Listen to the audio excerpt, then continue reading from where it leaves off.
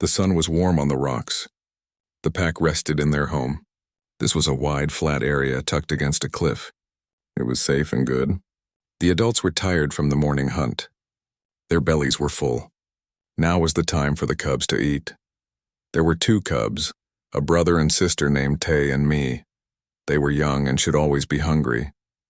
Their mother, Hannah, had brought back the best part of the hunt for them. It was a fresh, soft piece of meat. It was red and smelt of life. She dropped it proudly in front of them. She nudged them towards it with her nose, but Tay and Me did not rush to the food. They did not play fight over it. They only looked at it. Me sniffed the meat and then turned her head away. Tay put one paw on it, but not to hold it down. He just touched it and then made a sad sound, a small whimper. Hannah watched them. Her tail, which was usually high and happy, drooped low. She sent a feeling to the other members of the pack. It was not a clear thought with words. It was a feeling of worry like a gray cloud. The little ones are not eating. They are not strong. The leader of the pack was a large male named Sue. He was Hannah's mate. He felt her worry. He lifted his great head from his paws. His eyes, yellow and smart, watched the cubs. He saw their thin bodies. He saw they were not growing as they should. This was a big problem. A pack is only as strong as its young. Sue sent his own feeling to Hannah. It was a feeling of calm, of strength. But underneath, he was also worried. He stood up and walked slowly to the cubs. He was very big next to them. He lowered his head and sniffed the meat. It was good food. He licked Tay's head, a rough, caring touch. The cub leaned into the lick but did not look at the meat. Sue remembered the last few days. The cubs had started to change. They had become slow. They did not want to play the hunting games. They only wanted to lie in the sun near the strange place where the soft skin lived. The soft skin, the human, its name was June. It was a creature from the stars. It was small and had no fur to keep it warm. It had no claws. Its teeth were flat. It lived in a hard, clear den on the edge of the pack's land. The pack had decided to let it stay. It did not hunt their game. It did not make loud noises. It just watched. It was strange, but it was not a threat. Or so they had thought. Now Sue was not sure. The cubs spent too much time at the clear wall of June's den. They would sit and watch the human move inside. The human would sometimes sit on its side of the wall and watch them back. It would make soft sounds with its mouth. The cubs seemed to like this. Sue turned his head and looked towards the human's den. He could see the human now. It was outside, picking small, colorful plants and putting them in a bag. It moved in its clumsy, 2-legged way. A memory came to Sue. A few days ago, he had seen the human sitting on the ground. The cubs were with it. The human was eating something. It held the food in its long-fingered hands. It had broken a piece off and held it out on its open palm to Tay. The cub had stepped forward, sniffed the thing, and then carefully taken it into its mouth. The human had done the same for me. At the time, Sue had thought it was a strange game. Now he saw it was something else. The cubs were not eating the pack's food. They were waiting for the human's food. This was a bad thing. A very bad thing. The pack's strength came from their own hunt. Their pride was in providing for their own. If the cubs learned to depend on another, especially one so weak, what would they become? They would not be true members of the pack. They would be something else, something lost. Hannah came and stood beside Sue. Her shoulder touched his. He could feel the tension in her body. She sent him a picture, a feeling. It was an image of the human feeding the cubs. Then it was an image of the cubs grown up but following the human instead of the pack. Sue knew he had to do something. He had to talk to the human, not with teeth and claws. That was for enemies. The human was not an enemy, but it was causing a problem. He had to make it understand. He began to walk towards the human's den. His walk was slow and powerful. Hannah stayed with the cubs, watching him go. The other members of the pack watched too. They all felt the worry in the air. June saw the big alpha coming. He stopped picking his plants and stood up straight. He was not afraid. He had learned the pack's ways. He knew this was not an attack. This was a visit. But from the look in Sue's eyes, it was a serious one. Sue stopped a few paces from June. He was much bigger than the human. He sat down on the ground. This was a sign he did not want to fight. June slowly sat down too. He looked at Sue and waited. Sue did not have words like the human. He pushed a feeling towards June. He pushed the image of the two cubs, Tay and me. He pushed the feeling of their thin bodies. He pushed the image of the untouched meat. Then he pushed a question, a feeling of connection linking June to the cubs' hunger. The message was clear. The little ones are hungry. They are fading. You are part of this. Why, June understood. He had seen the cubs refusing their food. He had guessed why. He felt a sadness for the mother Hana and for Sue. He also felt a small spark of hope. This was a chance to understand each other better. He looked at the big alien wolf in front of him. How could he explain? He pointed to himself, then towards the cubs, then to his own mouth. He nodded. Yes, I feed them. Then he held up his hands, palms open and empty. It was the same gesture he used when he offered food to the cubs. It was a gesture of peace. It meant I mean no harm. Sue looked at the human's soft pink palms. They held no weapons. They held no food. They held only a question. The pack leader was worried and perplexed. The cubs only ate when the human fed them, and he did not know why. The worry in the pack was a heavy smell, like the air before a storm. Sue had returned from seeing the human June. The big alpha had not fought the soft skin. He had sat with it. But the problem was not solved. The cubs, Tay and me, were still listless. They lay by the den entrance, their little ribs showing too clearly under their fur. They ignored the fresh meat Hana brought them. Their lack of interest was a silent scream in the pack's mind. Hana nuzzled her children. She licked their faces and whined softly. She sent them feelings of warmth, of safety, of a full belly, but it did not work. They were hungry, but they would not eat. It was a madness, a sickness of the spirit. She looked at Sue, her eyes full of a mother's fear. What did the soft skin say? Sue sent back a feeling of confusion. The human had admitted it fed them, but it had shown empty hands. The meaning was unclear. The pack's way was direct. Food was hunted, killed, and shared. This was simple. This was true. The human's ways were tangled and strange. June watched from a distance. He saw the despair in Hana's posture. He saw the confusion in Sue's watchful eyes. He felt a responsibility. He had not meant to cause this trouble. His offering of food had been a gesture of friendship. He did not know it would become the only food the cubs would accept. He went inside his clear-walled habitat. He moved to his food synthesizer. It was a machine that made meals from stored nutrients. It could create food safe for many species. He thought about what to make.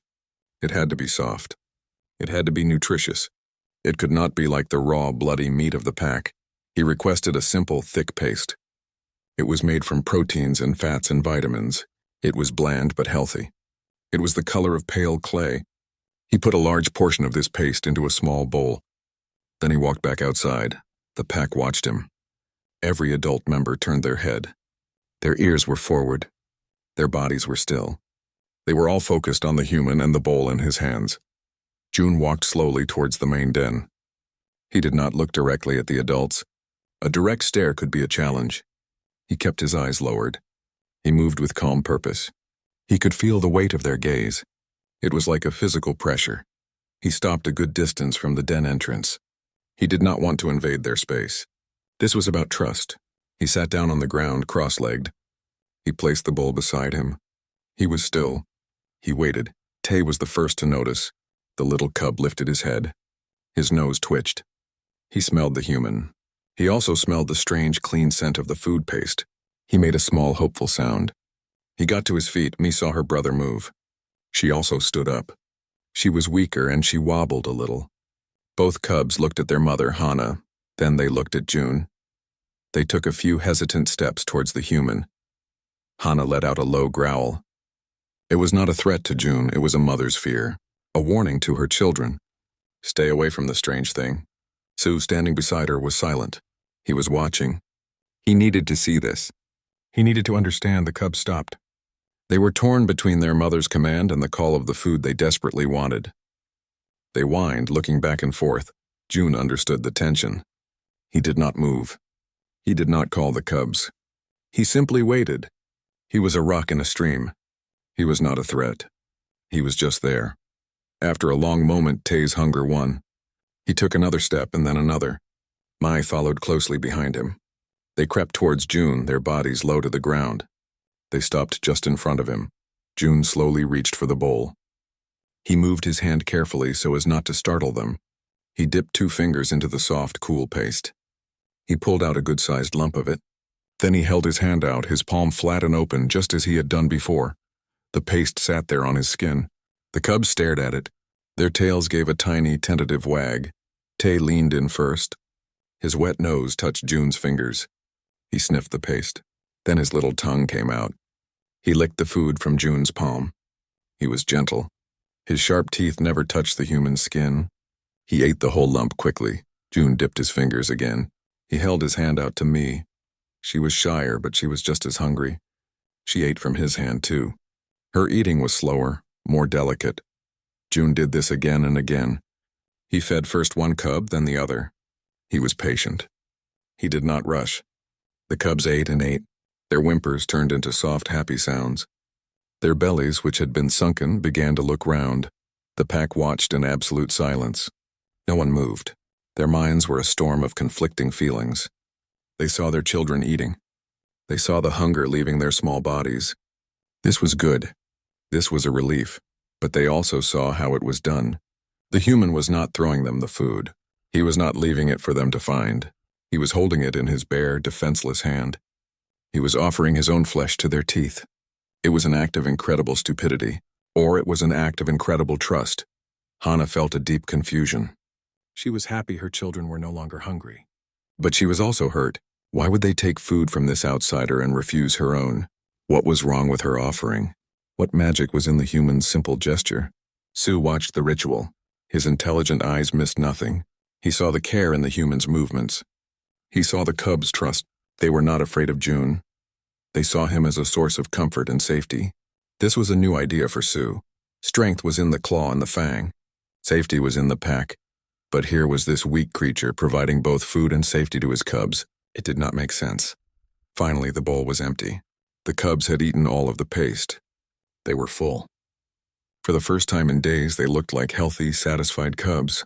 They licked their chops. They licked June's fingers clean, their rough tongues tickling his skin. Then they did something that shocked the whole pack.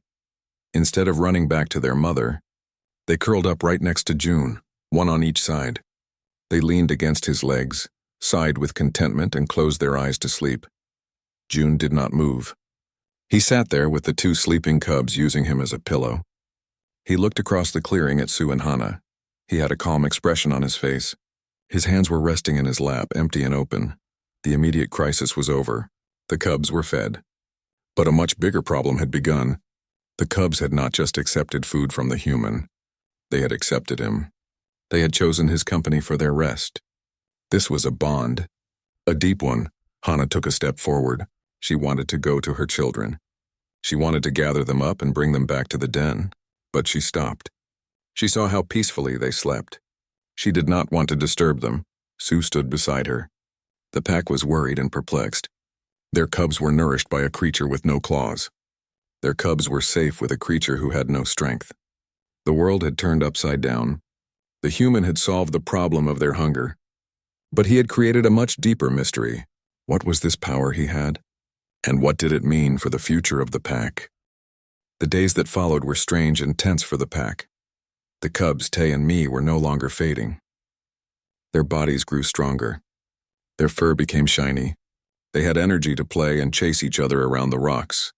This was a good thing. The pack felt relief about this, but the problem was not gone. It had only changed its shape. The cubs still refused to eat the pack's food. Every time Hannah returned from a hunt, she would call them to the fresh kill. She would nudge the best pieces toward them. Tay and me would come. They would sniff the meat. Sometimes Tay would even lick the blood. But they would not eat. They would turn and look towards the human's den. They would wait. They only ate when June fed them. It was a strict rule in their minds. The human had to be there. The food had to come from his hand. Nothing else was acceptable. This confused and worried the pack. Their way was clear. You learned to hunt. You earned your food. You shared with the pack. This was how you became strong. This was how you belonged. But the cubs were learning a different lesson. They were learning to wait. They were learning to take from an outsider. To Sue, this felt like a deep sickness. It was a weakness of the spirit. What would happen when the human left? Would the cubs simply stop eating? Would they forget how to be part of the pack? Sue decided he needed to talk to June again. He needed to make the human understand the danger. He found June outside his den, checking some of his equipment. Sue sat down as he had before. He sent a thought to June. It was not a simple feeling this time. It was a more complex picture. He showed June the cubs, strong and playful. This was a good image. Then he showed them as full-grown adults, but they were not hunting. They were waiting by an empty clearing, waiting for a human who was not there. They were weak and thin again. They were alone. The message was clear. You are teaching them a bad law. They learn to take, not to earn. This is not the pack's way. The strength of the claw, the honor of the hunt. They will forget this. You are making them weak for the future. June listened. He understood the gravity of Sue's fear. It was a leader's fear for his people. June shook his head. He wanted to explain that he was not trying to teach them anything bad. He pointed to the cubs, then to his own head, and then he placed his hand over his own heart. He was trying to say it was not about the food. It was about something else. A feeling. A connection. But Sue did not fully understand. A connection was the pack, a connection was the hunt. This was something different. June had an idea. He went into his den and came out with a piece of the raw meat the pack ate. It was from a small animal he had found already dead, which he had kept for study. He held the raw red meat in his bare hand. He walked toward the cubs who were playing near the den. He held out his hand just like he did with the paste. The cubs saw him and ran over, their tails wagging. But when they saw the raw meat on his palm, they stopped. They sniffed the air. Their tails slowed. Tay took a step forward and sniffed June's hand. He whined. He looked up at June's face, confused. Then he turned away. Mai did the same. They would not eat it. June looked at Sue. He shrugged. His point was made. It was not about the type of food. It was about the ritual. It was about the trust of the open hand from him. This made things even more confusing for Sue. The cubs were refusing their own food, even when it came from the human's hand. The magic was in the human himself, not in what he offered. Hannah watched this from a distance. Her mother's heart was breaking. She saw her children refuse food from the human when it was meat. She saw them only accept the strange paste. She felt a deep sadness. Her own offering, given with all her love and instinct, was worthless to them. A desperate idea came to her. If the cubs needed food from a hand, she would give them food from her hand. Or from her paw. She went to the fresh kill. She used her teeth to tear off a very tender, soft piece of meat. She did not swallow it. She carried it carefully in her mouth back to her cubs. Tay and Me saw her coming. They looked at her, curious. Hannah lay down on the ground in front of them. She was making herself small, less threatening. She gently placed the piece of meat on the flat of her own paw. She then nudged her paw forward toward the cubs. She whined softly, a sound that meant, "Here, for you." It was a beautiful and heartbreaking gesture. She was trying to speak the human's language. Tay and Me came close. They sniffed the meat on their mother's paw. They knew her scent. It was the scent of safety and love. They licked the meat. For a moment, hope flickered in Hannah's heart. But then Tay looked up at her. He made that same confused whine. He did not eat. Mai nudged the meat with her nose, but she did not take it. They walked away from their mother and sat down, looking toward June's den again. Hannah felt a pain sharper than any tooth. She had offered them food in the way they seemed to want. She had humbled herself. She had tried to copy the weak, soft creature. And it had still not been enough. Her own children had rejected her. She let her head fall to the ground with a low, sad whimper. The piece of meat remained uneaten on her paw. Sue saw this. He felt his mate's sadness. It was a deep, cold feeling in his own chest. The human's influence was breaking the natural bond between mother and cubs. This was worse than he had thought. This was not just about food. This was about the very heart of the pack. He looked at June. The human was watching Hannah, and his face showed that he understood her pain. He looked sorry. But being sorry was not enough. The pack was more worried than ever. The cubs were physically healthy, but they were spiritually lost. They were bound to the human by a thread no one could see or break. The adults did not know what to do. Driving the human away might mean the cubs would starve. Letting him stay meant their cubs might never truly be part of the pack. They were trapped. The mystery of the human's bond with the cubs was a wall they could not climb. They needed an answer, But they did not even know the question. All they knew was that their old ways, their strong ways, were not working. And that was a frightening thing for a pack to learn. The heavy feeling in the pack would not lift. The cubs were fed, but the cost felt too high. Hana was quiet and spent much of her time away from the den, hunting alone. It was her way of dealing with the hurt. Sue watched everything with a steady, worried gaze. The problem was a knot he could not untangle. June saw the sadness he had caused. He saw Hana's pain when her cubs refused her. He saw the confusion in all their eyes. He knew he had to find a way to fix this. He could not just keep feeding the cubs. That was making them dependent on him. He had to help them find their way back to the pack. He thought about it for a long time. The cubs did not just want his food. They wanted the connection, the quiet moment, the trust of the open hand. What if he could build a bridge? What if he could mix the pack's world with his own gesture? He went to find Sue. The big alpha was lying near the den entrance, his eyes on the playing cubs. June approached slowly and sat down, keeping a respectful distance. He had a plan. He needed Sue's help. He pointed to Sue, then to the woods. He made a gesture of hunting, his hand swooping down like a claw. Then he pointed to himself and made the gesture of eating. Finally, he held his hand out, palm up, in the offering gesture. Sue watched, his head tilted. He understood the parts, but not the whole. The human wanted to hunt? That was silly. The human was slow and weak. June tried again. He pointed at the cubs, then at Sue hunting, then at himself with the food, and then back to the cubs. He was trying to show a cycle, a shared effort.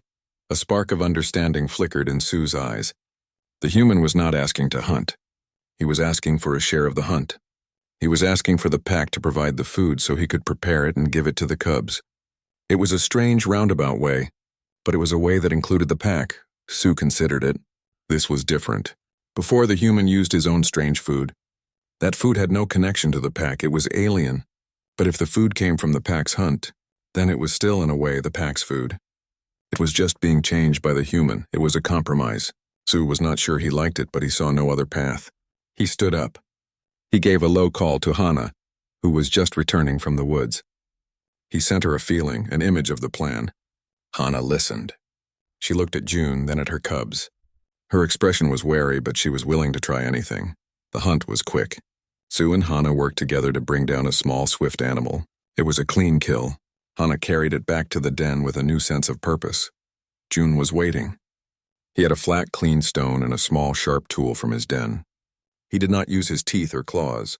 He used the tool to skin and cut the animal. He worked carefully. He cut the meat into small, neat pieces. The pack watched, fascinated and a little disturbed. They did not understand why he removed the skin and the bones. To them, those were good parts. Then June did the strangest thing of all. He made fire. The pack knew fire from lightning strikes in the dry season. It was a wild, dangerous thing. They feared it. But June had a small, controlled fire in a metal dish. He put some of the pieces of meat onto a thin, flat piece of metal and held it over the fire. The smell that came up was new. It was not the raw, bloody smell of fresh kill. It was a richer, warmer smell. The sizzle of the fat made the cubs prick their ears. When the meat was cooked, June let it cool. Then he took a piece and did what he always did. He sat on the ground. He held his hand out palm flat with the cooked pack meat on it. He called the cubs softly. Tay and Me came running. They smelled the cooked meat. It was different from the paste. It had the deep, wild scent of the hunt, but it was also changed. It was familiar and new at the same time. They did not hesitate. Tay ate the piece from June's hand eagerly. Mai did the same. They wagged their tails. This was good. June fed them several pieces this way. The cubs were eating the food of their pack, but they were eating it from the human's hand. It was a first step. Then June did the most important thing. He took one last small piece of the cooked meat. He did not offer it to the cubs. Instead, he looked directly at Hana. He held his hand out, palm up, toward her. The clearing went very still. This was the bridge. He was offering the pack's food, prepared by him, back to the mother. Hana froze. Her eyes were locked on the piece of meat in the human's hand. Her mind was racing. This was the gesture her cubs craved. This was the magic. The human was not just sharing food. He was sharing the ritual. He was showing her the way. Slowly, very slowly, Hana got up. She walked toward June. Her steps were cautious. She stopped in front of his outstretched hand. She could smell the meat. She could smell the fire. She could smell the human skin. She looked into June's eyes. He did not look away, but his gaze was not a challenge. It was an invitation. It was trust. Hana bowed her head. She was much bigger than him. Her mouth, full of sharp teeth, was right next to his fragile hand. One quick snap was all it would take. But she did not snap. She moved her head forward with immense care. Her whiskers brushed against his fingers. Then, with the gentleness she used with her own newborn cubs, she took the piece of meat from his palm. Her teeth never touched his skin. She ate it. The taste was strange, but good. It was the taste of the hunt and the taste of peace. A feeling passed between them. It was not a telepathic message. It was a simple, warm understanding. They both wanted the same thing. They both loved the cubs. Hana looked at June, and for the first time she did not see a perplexing soft skin. She saw an ally. She saw a friend. The cubs, seeing their mother take food from the human's hand, let out happy little barks. They ran to her and rubbed against her legs. Sue watched it all. The knot in his chest began to loosen. The human had not just fed the cubs. He had shown the mother how to feed them in this new way. He had not kept his power for himself. He had shared it. The human's way was not about making the cubs weak. It was about a different kind of strength, a strength that could build bridges between different worlds. The pack was still worried, but now, for the first time, they were also hopeful. The change did not happen all at once.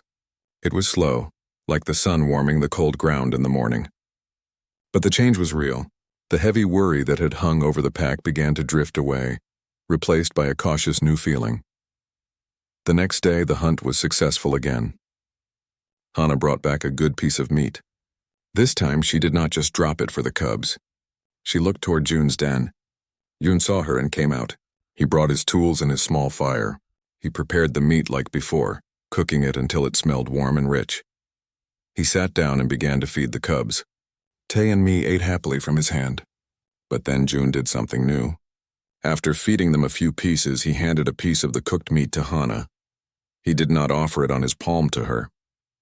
He just placed it near her on a clean leaf. Hana understood. She picked up the piece of meat in her mouth. Then she lay down near her cubs. She called them to her with a soft whine. The cubs came. They saw their mother with the cooked meat. They were used to taking food from her mouth when they were very small. It was an old familiar gesture. Hana held the meat gently. Tay carefully took it from her. He ate it. Then she took another piece from the leaf and offered it to me, who also ate it. June watched and smiled. He did not interfere. He kept handing pieces of meat to Hana, and she kept feeding them to her cubs. This was the bridge. The food was from the pack's hunt. It was prepared by the human. And it was given by the mother. The cubs were eating from Hana again. The bond was being repaired. Sue watched from a distance. His heart felt lighter. He saw the love in Hana's actions. He saw the cubs accepting her. The human was not taking the cubs away. He was giving them back. After a few days of this, another change came. The cubs, their bellies full of the cooked meat from their mother, started to show more interest in the world around them. They watched the older members of the pack eat their raw meat from the big kill. Their playfighting became more serious. They started to practice pouncing and stalking on leaves and shadows. One afternoon, the pack made a big kill. A large animal. There was plenty of food for everyone.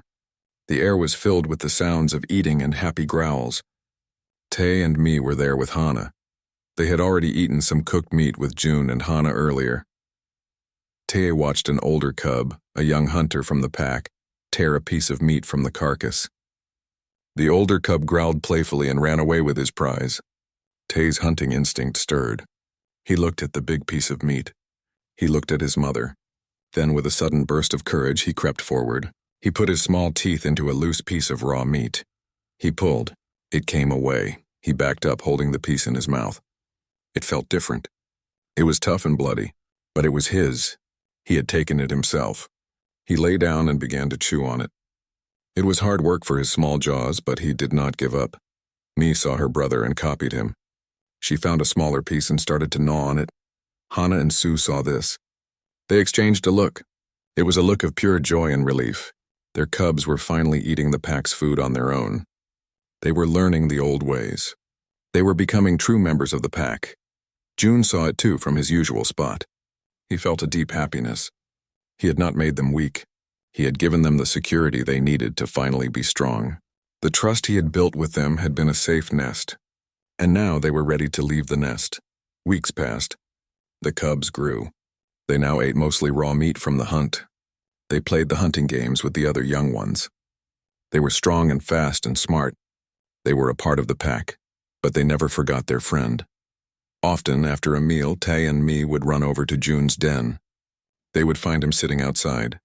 They would nuzzle his hands with their wet noses. They would lick his face. June would laugh and scratch behind their ears. Sometimes he would still have a little piece of special food for them, a treat. They would eat it from his hand, their tails wagging wildly. It was not a meal they needed anymore. It was a reminder of their bond. The pack was no longer worried or perplexed. They understood now. The human's strange power was not magic. It was not a trick. It was simply kindness. It was the strength of a gentle hand. It was the courage to offer trust first. Sue often sat with June now. They did not need to send complex thoughts. They could sit in a comfortable silence watching the cubs play. They were very different, the massive wolf leader and the soft-skinned human. But they had become something rare and good. They had become friends. The human had come to their world to learn about them. And in the end, he had taught them something important. He had shown them that there was more than one way to be strong. The strength of the claw was good. It provided food and safety, but the strength of the open hand was also good. It built bridges and healed hearts. The cubs only dined when the human fed them for a short, strange time. But because of that time, the whole pack learned a new lesson. They learned that kindness is its own kind of power, and that the strongest packs are those who are not afraid to welcome a stranger.